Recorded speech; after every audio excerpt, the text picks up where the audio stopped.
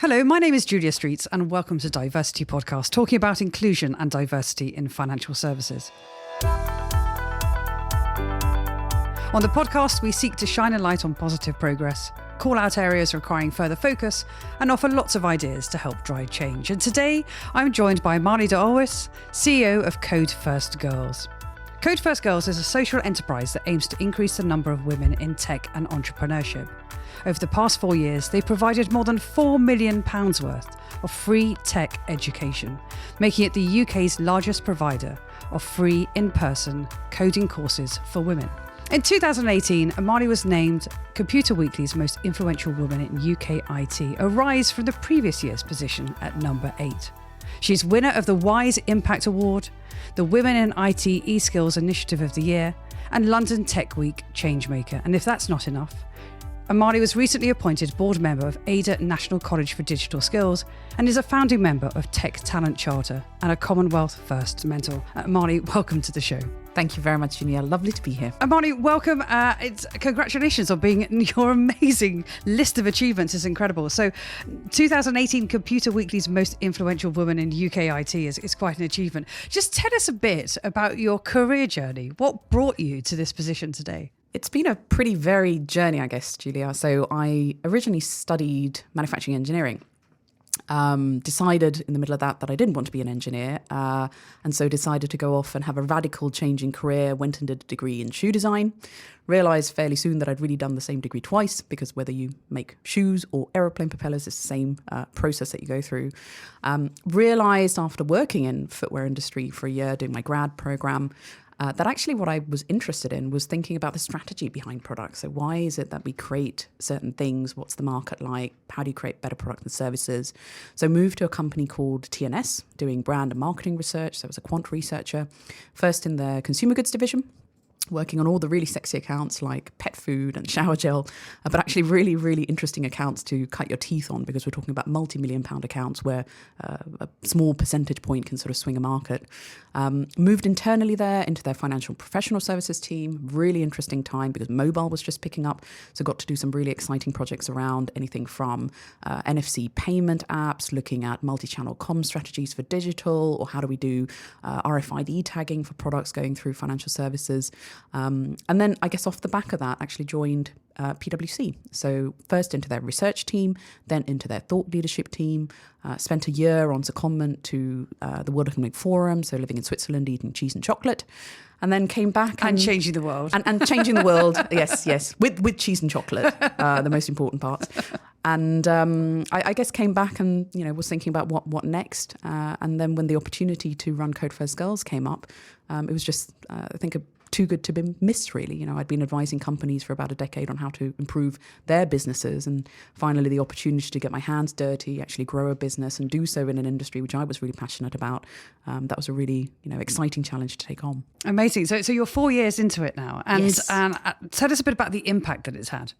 We've been so excited with what we've managed to do, and I think the thing which really excites me is not just the direct impact. So over the last 4 years, we've, as you mentioned, we've delivered about £4 million worth of free coding education. We run courses all across the UK and Ireland, from Dublin, Belfast, Aberdeen, Southampton, Bristol, Bath, Birmingham, Manchester, Newcastle, Leeds. We're all over. This semester, we had 85 locations. So that was 35 locations a year ago, and we've pretty much tripled that, I guess. So that's sort of September to December 2018 sort of timescale. Literally in the last year. Wow. We've grown sort of threefold. And part of that's a part of our 2020 campaign that amounts to about 6,500 young women taught to code for free so far.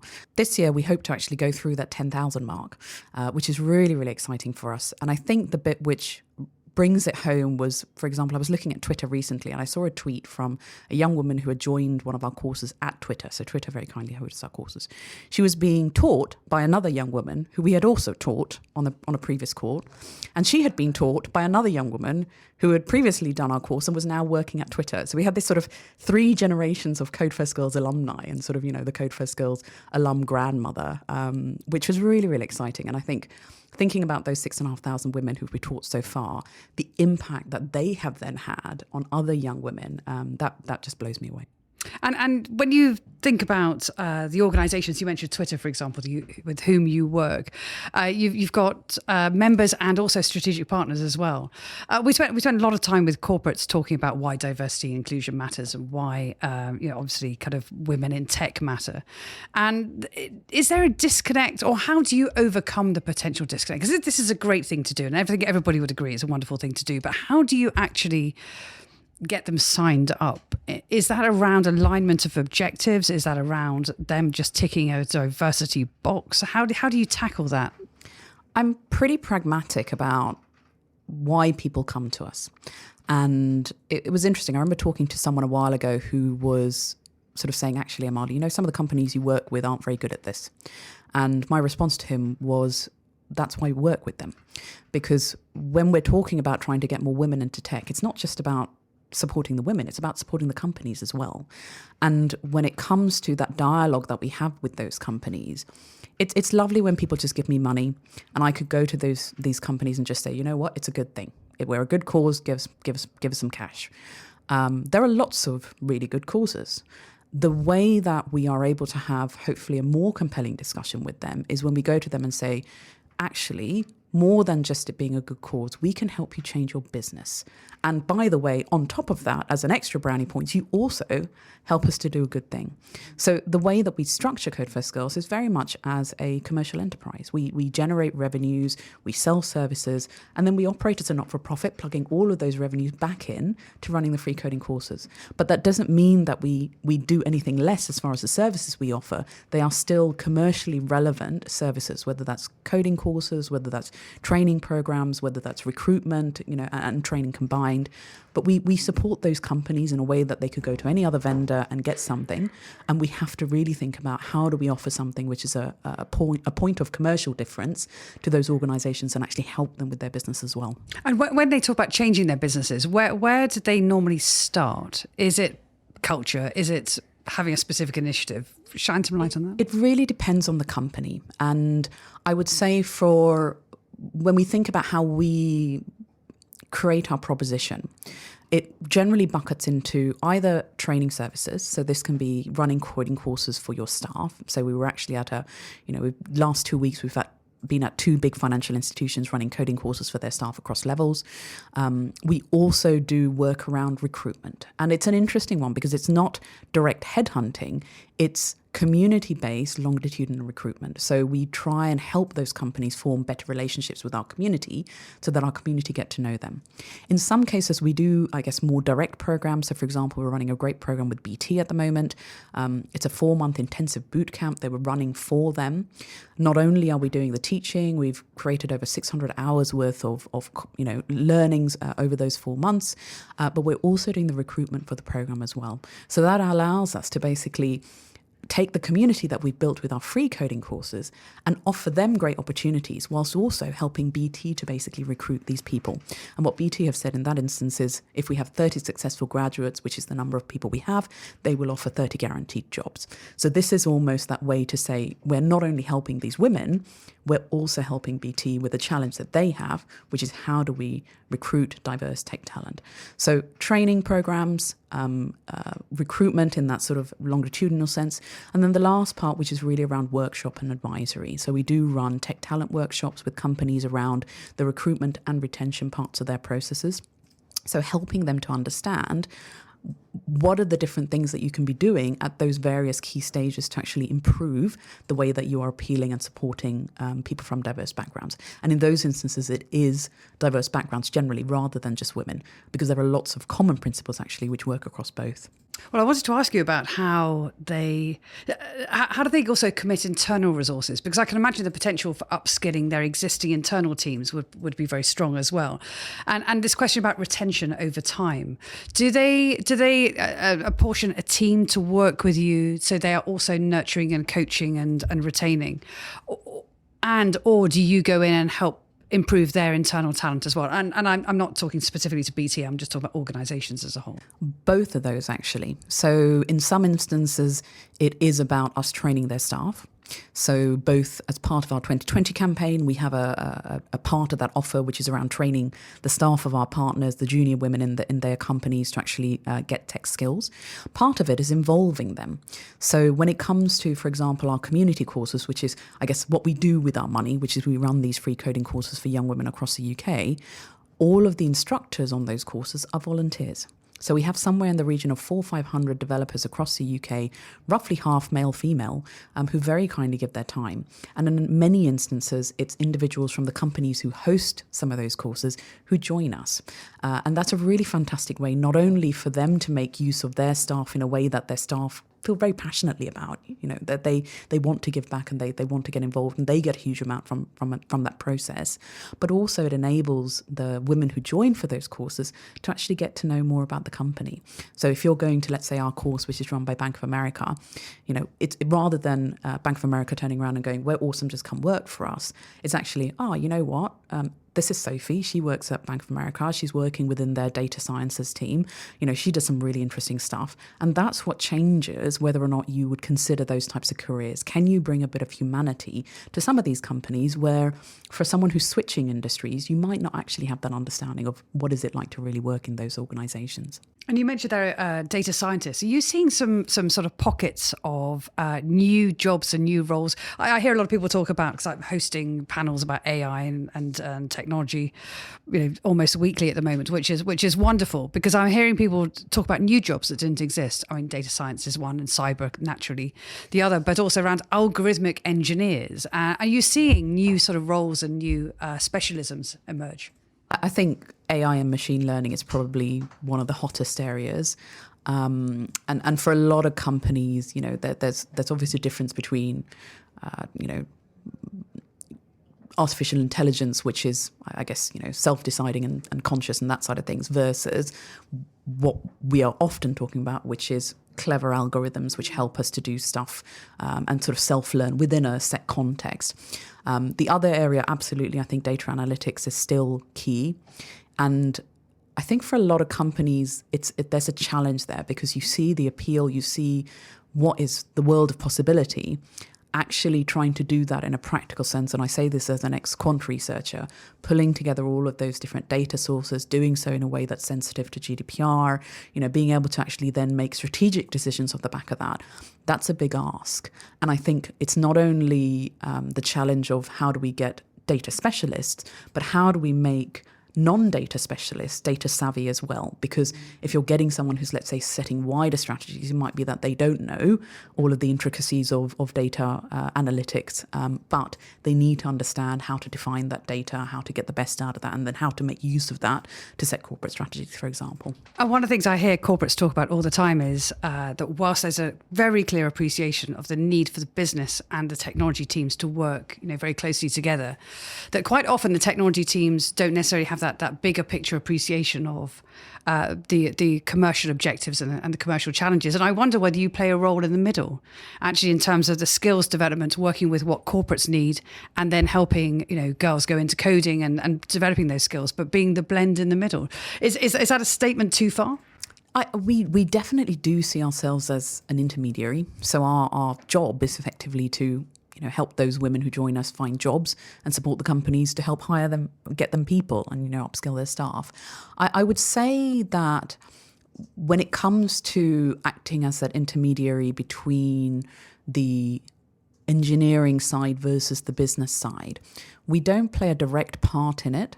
However, there is an impact of having people who are coming from non-engineering backgrounds who join engineering teams and upskill into engineering functions, and vice versa, people who are coming from engineering or technologist backgrounds and then going into business roles. So that's something which definitely is impacted by having greater diversity, because you're often getting people who are switching careers, bringing a lot of expertise from whatever they were doing before, and helping to, I guess, bring a broader picture to maybe sometimes teams where you've got people who have come down just one particular route and sort of helping them to see what those larger impacts might be. And that's what true diversity is when you have the different skills and life experiences in your career journey all the way.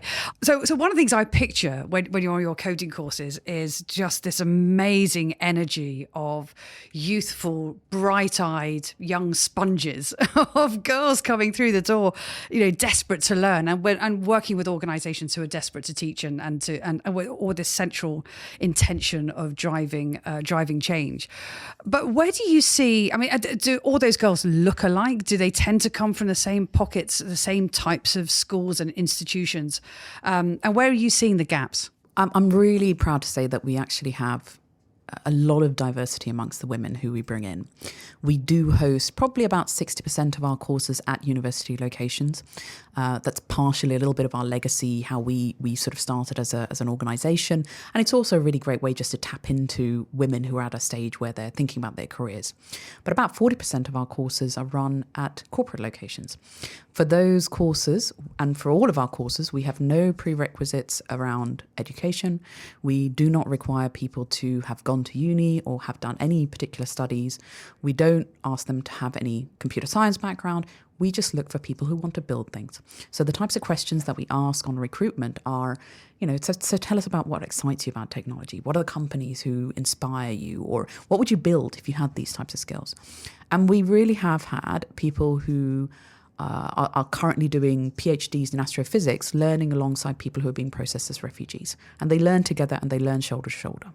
And I'm really, really proud to say when we go to our courses, actually, if you can find any pictures from some of the programs we're running at the moment, just so many incredible women from lots of different backgrounds, and they all teach each other. And I think the important thing is around helping those young women, regardless of their background, if they're keen, if they're wanting to learn, we're here to support them. And that's really the key lesson for us. And people think a lot about lifelong teaching. And in the context of many conversations we've had on the podcast, we talk a lot about reverse mentoring within organisations, and that there is an increasing sort of void between people of a certain age in their career journey. So I'm thinking 50 plus, and their relationship with technology versus, young, bright things who come charging through your doors. How do you bring lifelong learning skills or programs into the mix of what you offer? And anything surprised you in bringing different generational mixes together? We absolutely do work with older women as well. When it comes to our community-free courses, we focus those on the younger women because they are the ones who are, I guess, less likely to have levels of disposable income. But we run what we call our professionals courses, which are for more established women who've been working for a few more years. And we've had doctors, lawyers, handbag designers, marketing associates, people from lots of different backgrounds.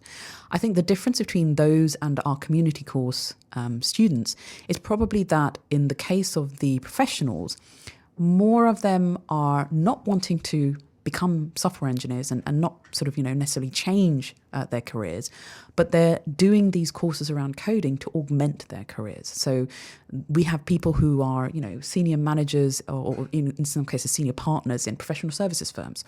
And these might be people who are setting strategies or hiring suppliers, tech suppliers, working with technical colleagues.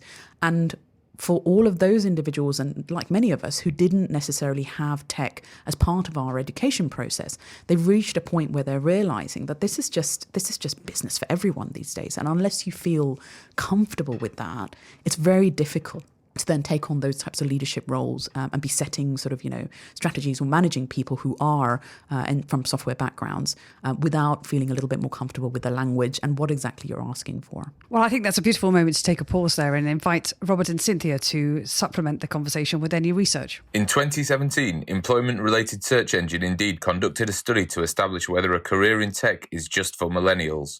Well over a third of survey respondents said the average age of their employees was between 31 to 35.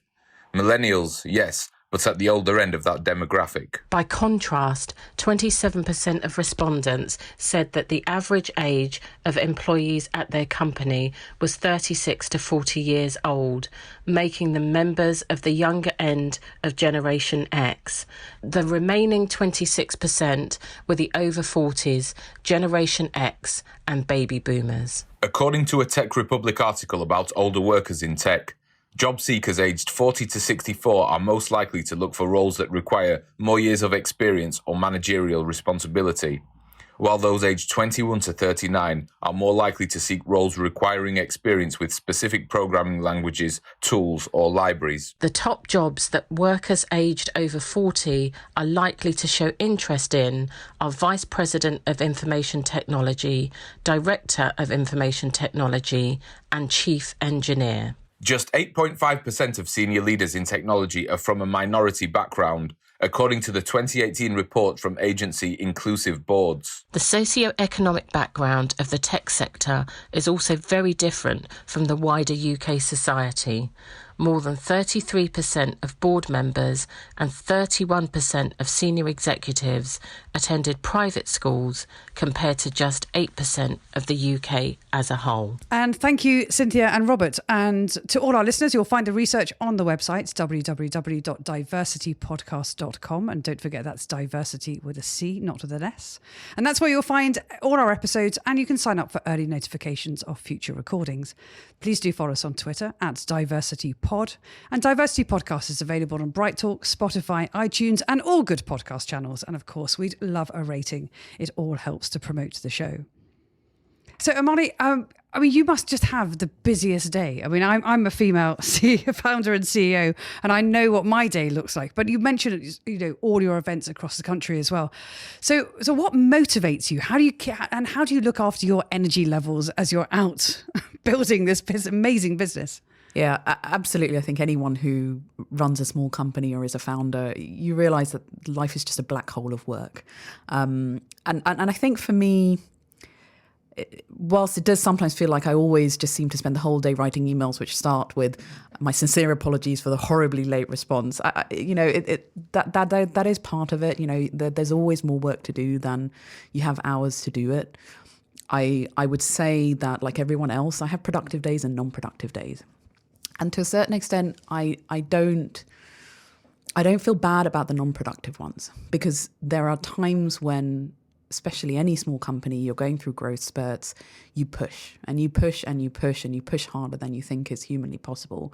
And so for the times that you aren't having to push, actually, I quite enjoy being lazy. I'll sit at home, read books, or go to a museum or watch TV or whatever else I choose to do. And I don't feel guilty about that time, because that's my way to keep sane. I do think you can get into a little bit of a mania around productivity, especially in a small company, and the associated guilt that you sometimes feel like you should be doing more, and you sometimes forget how much you've actually done.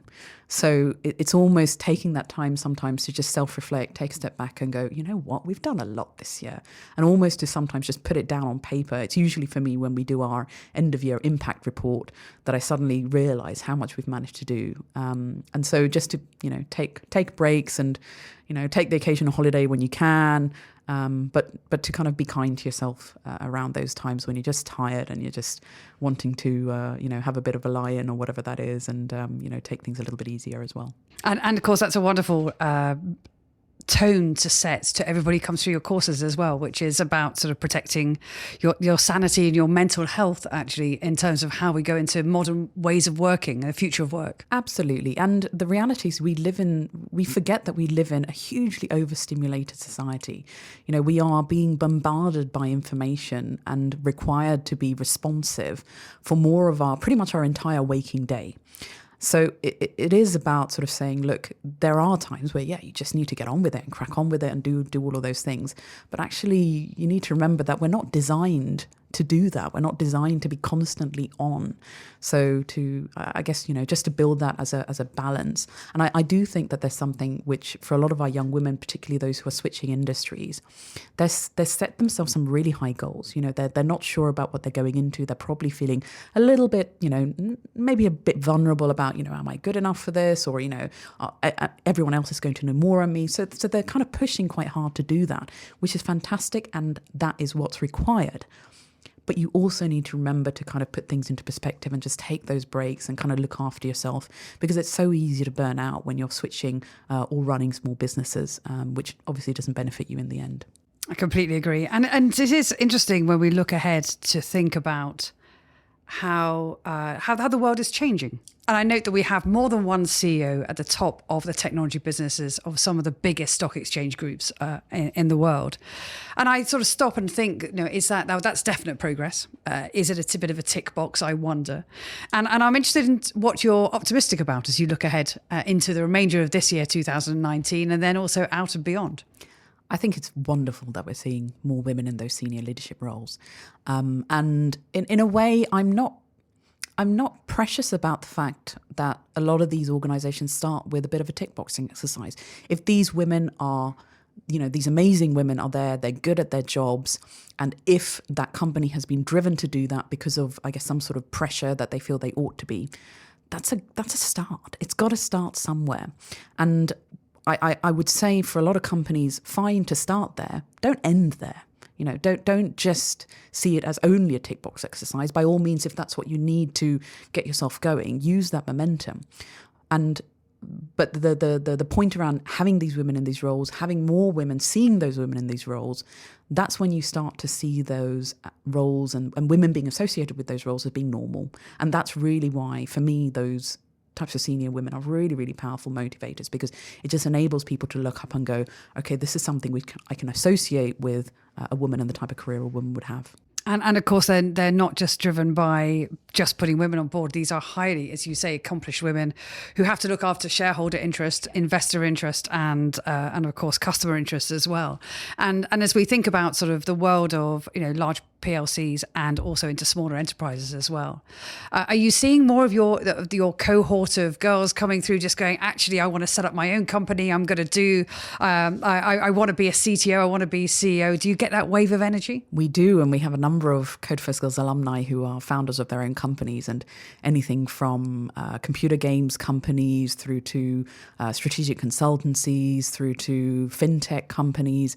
Lots of really, really exciting things. And I think the thing which for me is lovely is not only do they go and build these organizations, they then support others who also want to be working in those kinds of organizations or building those organizations, or get advice from others who have gone along the same journey, who are part of that community. So really, really incredible women. And, that kind of blows me away every day when I hear about all the stories of what they get up to. It has been the most wonderful conversation. I know, as I said, how busy you are and that you've taken time to spend with us. We're immensely grateful. Amali, it's a pleasure. Thank you. Thank you so much, Julia. Lovely to be here.